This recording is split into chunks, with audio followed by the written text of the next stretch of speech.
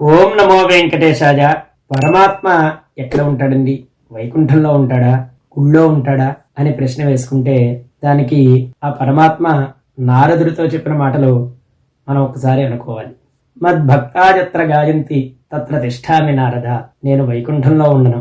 అదేవిధంగా నాహం వసామి వైకుంఠే యోగినాం హృదయేరవు. నన్నే స్మరించే యోగులు హృదయంలో ఉంటారనుకుంటున్నారా? అక్కడ కూడా ఉండను. ఎక్కడైతే నన్ను గాత్రం చేస్తూ భక్తులందరూ కూడా నా యొక్క కీర్తనలు గానం చేస్తూ ఉంటారో వారి యొక్క హృదయాల్లో ఉంటాను అని పరమాత్మ స్వయంగా చెప్పిన విషయం. మరి మనం అందుకే పరమాత్మను నిత్యము కీర్తనలతో, నామ సంకీర్తనలతో, అదేవిధంగా భజనలతో కొలుస్తూ ఉండాలి. ఈరోజు మంగళాశాసనంలోని 9వ శ్లోకాన్ని చెప్పుకుందాం.